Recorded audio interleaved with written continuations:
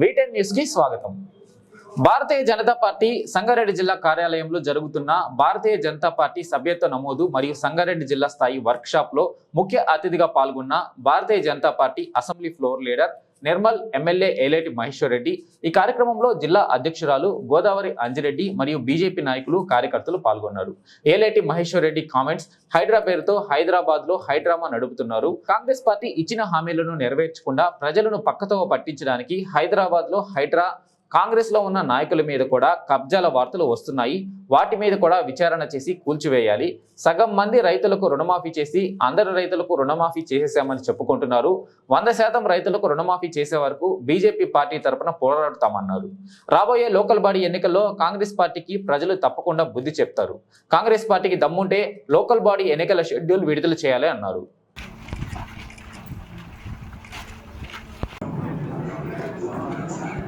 भारत माता की जय, भारत माता की जय, भारत माता की जय।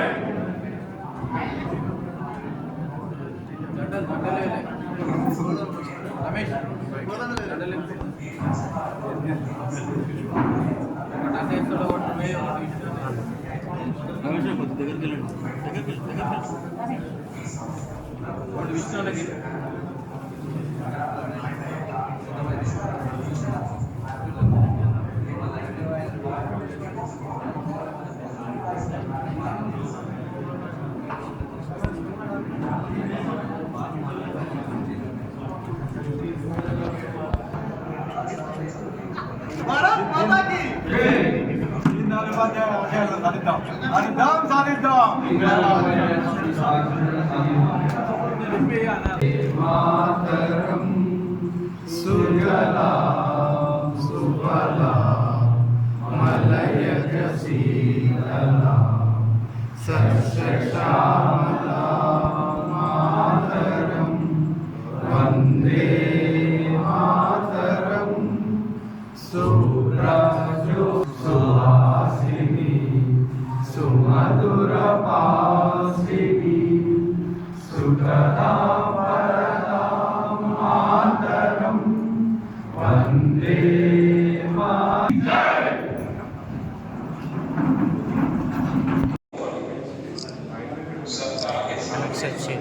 इस मामले को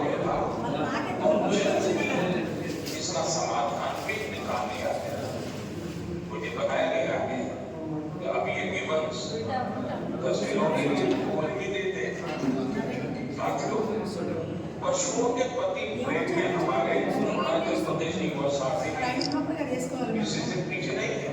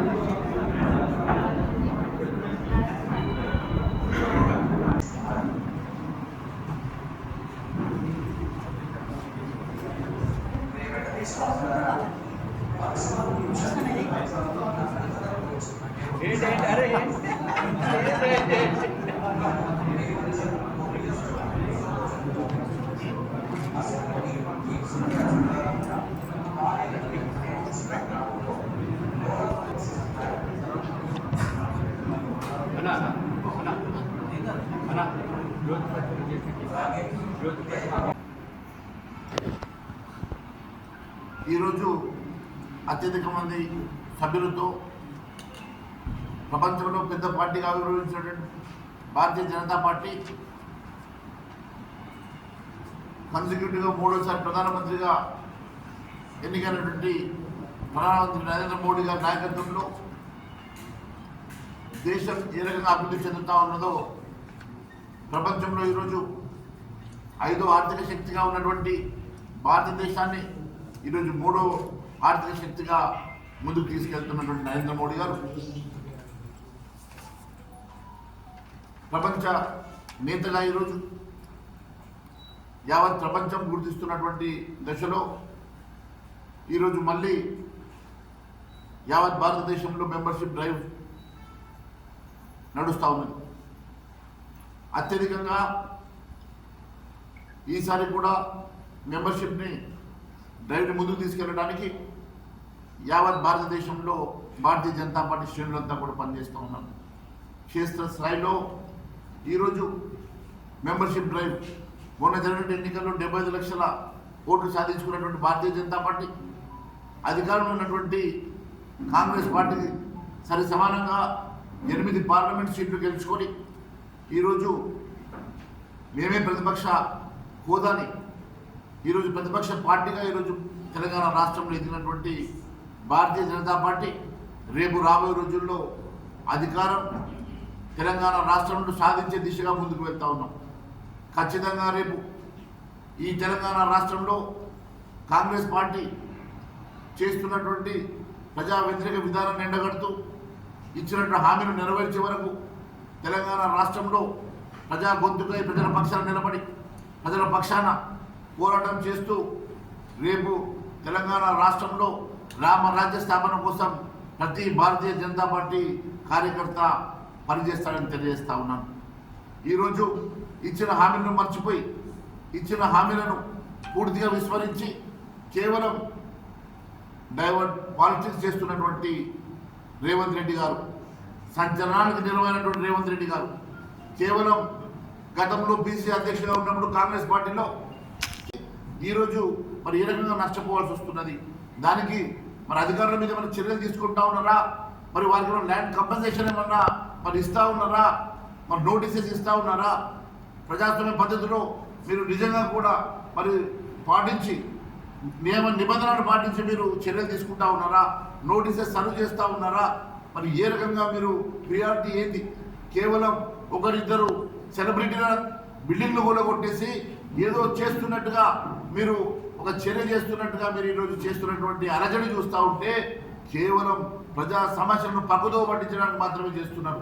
ఈరోజు ముందుగా నేను ఒకటి అడుగుతా ఉన్నాను, 2 లక్షల రుణమాఫీ అంశం లోపల ఆ అంశాన్ని పక్కదో పట్టించడానికి మీరు ఈరోజు పూర్తిగా రైతులను మోసం చేసినటువంటి అంశాన్ని పక్కదో పట్టించడానికి హైడ్రాని మీరు పెద్దగా హైప్ తీసుకొస్తా ఉన్నారు. నేను ఒకటి అడుగుతా ఉన్నా, ఇప్పటి వరకు కేవలం 40% మాత్రమే 40% రైతులకు మాత్రమే ఇచ్చినటువంటి రైతు రుణమాఫీ, మరి మిగిలిన 60% మంది దాదాపుగా లెక్కలు చెప్తా ఉన్నాయి. 60 లక్షల మంది రైతులు ఈరోజు రుణం తీసుకుంటే దాదాపు 49 వేల కోట్ల రూపాయల మరి ఈరోజు మీరు రుణమాఫీ కోసం ఖర్చు చేయాల్సి ఉంటే కేవలం 17,950 కోట్లు మాత్రమే ఖర్చు చేసి ఏ రకంగా మీరు రుణమాఫీ చేసింది పూర్తిగా అయిందని చెప్పి చెప్పజాలుతా ఉన్నారు. ఒకవైపు మీ తుమ్మల నాగేశ్వరరావు గారు చెప్తా ఉన్నారు ఇంకా సగం మంది రైతులకు రుణమాఫీ జరగాల్సి ఉందని, ఒకవైపు మీ రెవెన్యూ మినిస్టర్ పొంగురెడ్డి శ్రీనివాసరెడ్డి గారు చెప్తా ఉన్నారు ఇంకా 12,000 కోట్ల రూపాయలు అవసరం ఉన్నదని. మరి వాళ్ళు చెప్తున్న లెక్కలు తీసుకున్నా కూడా పూర్తిగా రుణమాఫీ జరగలేదన్న స్పష్ట స్టేట్మెంట్ ఇవ్వడం, లేకుంటే అలాంటి అంశాలను లేవనెత్తడంలో దిట్టైనటువంటి రేవంత్ రెడ్డి గారు అధికారం వచ్చిన తర్వాత కూడా ఇచ్చిన మాటలు మర్చిపోయి ఇచ్చిన హామీలు మర్చిపోయి ఏదో ఒక సంచలనం చేయాలా, ఏదో ఒక రకంగా ఈ రాష్ట్రంలో మరి ప్రజా సమస్యను పక్కదో పట్టించడానికి ఈరోజు హైడ్రా డ్రామాను చేస్తూ ఉన్నాడు. నేను ఒకటి అడుగుతా ఉన్నాను, హైడ్రా డ్రామా చేసే రేవంత్ రెడ్డి గారు నిజంగా మీరు ఈ హైడ్రా ద్వారా వాస్తవంగా ఇక్కడ ఉన్నటువంటి మరి ఇల్లీగల్ కన్స్ట్రక్షన్ అన్నింటినీ కూడా డిమాలిష్ చేసే దమ్ము నీకు ఉన్నదా? అట్లయితే నీ సొంత తమ్ముడి మీద వస్తున్న ఆరోపణలు కానీ, మరి మీ పార్టీ నాయకుల మీద వస్తున్న ఆరోపణలు కానీ, మీ పార్టీలో ఉన్న ఎమ్మెల్యేల అక్రమ నిర్మాణాన్ని ముందు మీరు డిమాలిష్ చేసిన తర్వాత మరి ఇతర అంశాలకు మీరు వెళ్ళుంటే బాగుండేది. నేను ఒకటి అడుగుతా ఉన్నాను, మరి గతంలో ఇవే హైడ్రా అంశంలో మీరు ఇచ్చినటువంటి పర్మిషన్స్ ఇచ్చినటువంటి అధికారుల మీద మీరు చర్యలు తీసుకునేటువంటి దమ్ము మీకు ఉన్నదా? పర్మిషన్స్ ఇచ్చినటువంటి గత ప్రభుత్వం అయినా సరే ఏ ప్రభుత్వం అయినా సరే, ప్రభుత్వం అనేది ఆన్గోయింగ్ ప్రాసెస్. ఒక ప్రభుత్వం ఇచ్చిన అధికారం, ఒక ప్రభుత్వం ఇచ్చినటువంటి పర్మిషన్ ఇంకో ప్రభుత్వం మరి దాన్ని మీ పార్టీకి సంబంధించిన నాయకులను కూడా సమానంగా అదే పంతాలో పెట్టి అందరి మీద ఇలాంటి చర్యలు తీసుకుంటే బాగుంటుందని చెప్పి భావిస్తాం. అంటే దానం నాగేందర్ మీద కూడా మొదటి హైడ్రా కేసు వాళ్ళ పార్టీకి సంబంధించిన ఎందుకు అరెస్ట్ చేయలేదు ఊరికి డ్రామాలు కాదు కదా, ఆయన ఒక్కడే కాదు కదా.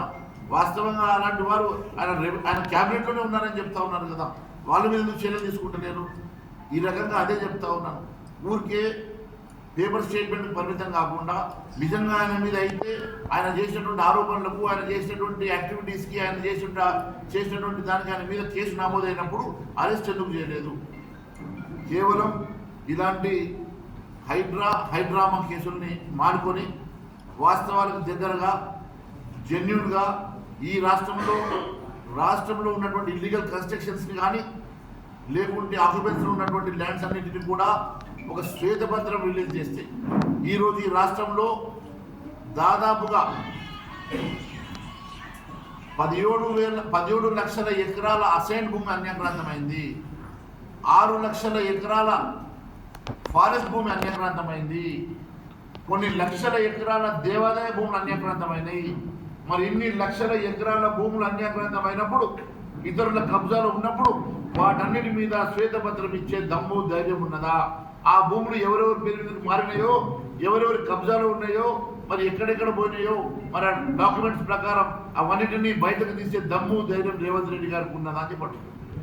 దేవుళ్ళ మీద అయితే ఒట్టు పెట్టి రుణమాఫీ పూర్తిగా చేస్తారని చెప్పి ఒప్పుకున్నారో, ఏ దేవుళ్ళ మీద మీరు ఒట్టు పెట్టేసి, దర్గాల మీద ఒట్టు పెట్టేసి మీరు రుణమాఫీ చేశారని చెప్పి చేస్తున్నారని చెప్పారో, మరి ఇదే ఒక్కసారి ఆ దేవుళ్ళ గుళ్ళకు వెళ్ళేసి నిజంగా రుణమాఫీ జరిగిందా ఒక్కసారి మరి అక్కడ ప్రక్షాళన చేసుకోవాల్సిన అవసరం ఉన్నది.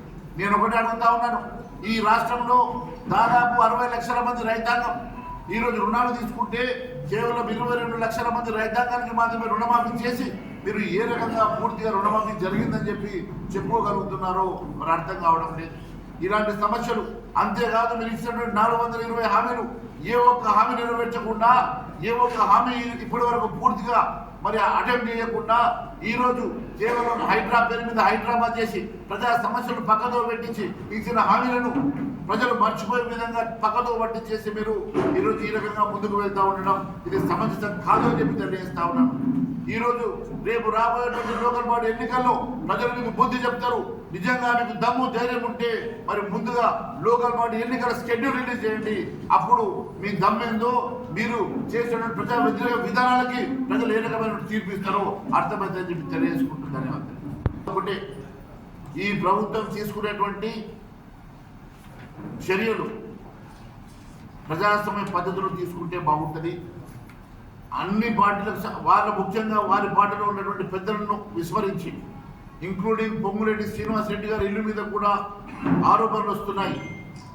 అలాంటి వారు వాళ్ళ పార్టీలో ఎంతమంది ఎమ్మెల్యేలు, మంత్రులు ఈ రకమైనటువంటి ఇల్లీగల్ కన్స్ట్రక్షన్ చేసినట్టుగా ఆరోపణలు వస్తున్నాయి. అటువంటప్పుడు మీరు మీ పార్టీలో ఉన్నటువంటి పెద్ద మనుషులతో సహా అందరి మీద ఇలాంటి చర్యలు తీసుకుంటే బాగుండేది. మీరు కేవలం ఒకరిద్దరు సెలబ్రిటీలను ఈ రకంగా డిమాలిషన్ చేసి కొంతమంది చిన్నకారు, సన్నకారు, మరి సామాన్య ప్రజానికం మీద మీ ప్రతాపం చూపించి హైడ్రాని మీరు హైప్ తీసుకొచ్చే సంస్కారం బాగలేదు. నిజంగా మీకు చిత్తశుద్ధి ఉంటే ఈ రాష్ట్రంలో ఇలాంటి ఇల్లీగల్ కన్స్ట్రక్షన్స్ రాష్ట్రం మొత్తం ఎన్నున్నాయో దానికి చెప్పాల్సిన అవసరం ఉన్నది. రాష్ట్ర వ్యాప్తంగా మరి ఎన్ని ఎకరాల భూమి కబ్జాకున్నదో, ఎన్ని ఎకరాల భూమి మరి ఈరోజు ఉన్నటువంటి మీరు చెప్తున్నటువంటి అసైన్ భూములు కానీ, లేకుంటే దేవాదాయ శాఖ భూములు కానీ, లేకుంటే చెరువులకు సంబంధించిన భూములు కానీ మరి ఎన్ని ఎకరాలు ఈరోజు అన్యాక్రాంతమైనయో, వాటి ఎవరెవరి పేరు మీద మారినాయో, ఎవరెవరి పేరు మీద ఉన్నటువంటి ఇల్లీగల్ కన్స్ట్రక్షన్స్ అన్నీ కూడా ఎన్ని కన్స్ట్రక్షన్స్ ఉన్నాయో అవన్నిటి మీద ఒక శ్వేతపత్రం ఇవ్వాల్సిందిగా మేము డిమాండ్ చేస్తూ ఉన్నాం. అంతేకాకుండా మరి అవన్నిటి మీద ఈ రాష్ట్రంలో ఉన్న ప్రతి ఇల్లీగల్ కన్స్ట్రక్షన్ అక్కడ వ్యక్తి ఫస్ట్ పరాచూరు కాన్స్టిట్యున్సీ మండలాధ్యక్షులు ఎంతమంది వచ్చారు? నందారెడ్డి అన్న లేవరా? సార్ 1 2 5 ఇంకా 5 మెంబర్స్ ఎందుకు రాలేదు?